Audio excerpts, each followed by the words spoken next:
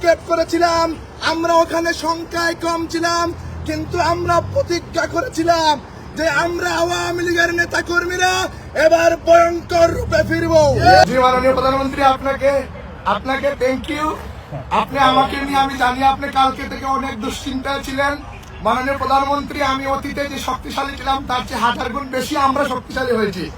আপনাকে আমরা বাংলাদেশে ফিরিয়ে নিয়ে নেওয়ার আগ পর্যন্ত এবং বাংলাদেশ আওয়ামী লীগের 4.5 কোটি নেতা কর্মীদেরকে স্বাভাবিক এবং সুস্থ জীবনযাপন যতদিন পর্যন্ত না করাতে পারি ততদিন পর্যন্ত আপনার কর্মীরা আমরা এখানে সবাই একসাথে জেলে যাওয়ার জন্য রাজি। মাননীয় প্রধানমন্ত্রী, গত 14টি বছর থেকে নিজের জীবন এবং যৌবনের সর্বোচ্চটুকু দিয়ে যুক্তরাষ্ট্র যুবলীগের একজন কর্মী হিসাবে কাজ করে যাচ্ছি, কিন্তু আজকে আপনারা যারা জননেত্রী শেখ হাসিনার নির্দেশে গতকাল রাতে আমি কারাগারে যাওয়ার পর থেকে আপনারা সকলেই না ঘুমিয়ে না খেয়ে পরিবার পরিজনকে সময় না দিয়ে কারাগারের বারান্দায় ছিলেন।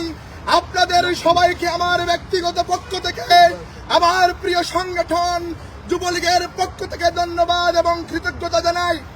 সংগ্রামী উপস্থিতি, ইতিমধ্যে আমাদের আওয়ামী লীগের সভাপতি সাহেব বলেছেন আমরা এয়ারপোর্টে যেই ঘটনা ঘটেছিল এই ঘটনার সাথে আমার অ্যারেস্টের কোনো সম্পৃক্ততা নাই, কারণ আমরা যেখানে আপনারা দেখেছেন এয়ারপোর্টে কুলাঙ্গার আক্তারকে যেভাবে ডিম নিক্ষেপ করেছিলাম, আমরা ওখানে সংখ্যায় কম ছিলাম, কিন্তু আমরা প্রতিজ্ঞা করেছিলাম যে আমরা আওয়ামী লীগের নেতা কর্মীরা এবার ভয়ঙ্কর রূপে ফিরবো। তবে আমাদের বাইক অনেক, প্রায় 200 থেকে 250 নেতা কর্মীরা হোটেলের সামনে ছিলেন। আমরা কিন্তু ওখানে সংখ্যায় কম থাকলেও এখানে একা মিজান চৌধুরীর কৃতিত্ব নয়, এই পুরো কৃতিত্ব যুক্তরাষ্ট্র আওয়ামী লীগ, যুবলীগ, ছাত্রলীগ আপনাদের সাথে। আমরা পরিশেষে একটা কথা বলতে চাই, যতদিন পর্যন্ত রাষ্ট্রনায়ক শেখ হাসিনাকে বাংলার মাটিতে ফিরিয়ে না নিব ততদিন পর্যন্ত যুক্তরাষ্ট্র আওয়ামী লীগের নেতা কর্মীরা যদি আমরা সবাই একসাথে জেলে যেতে হয় তাতেও আমরা রাজি আছি।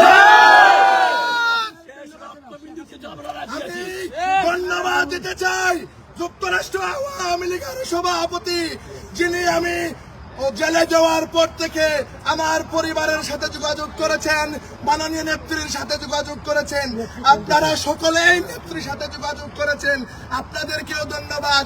প্রিয় বন্ধুরা আমার, আমি শুধু একটি কথা বলতে চাই, কাল রাতে যখন আমার হাতে হাত করানো পড়া হয়েছিল আমি গাড়িতে উঠার আগে বলেছিলাম শেখ হাসিনার কর্মীদেরকে দাবায় রাখা সম্ভব। গাড়িতে বসার পরে যখনই আমার বৃদ্ধ মায়ের কথা মনে পড়ে ওজরেই চোখ দিয়ে পানি আসছিল। আমি যখন প্রেজেন্টে গেছিলাম আমি পৃথিবী দেখি নাই, শুধু গোলাকার কালো দেখা যাচ্ছিল। আমি শুধু আমার বৃদ্ধ মায়ের কথা বলে চিন্তা করেছিলাম আমার অসুস্থ মা আরো বেশি অসুস্থ হয়ে পড়বেন।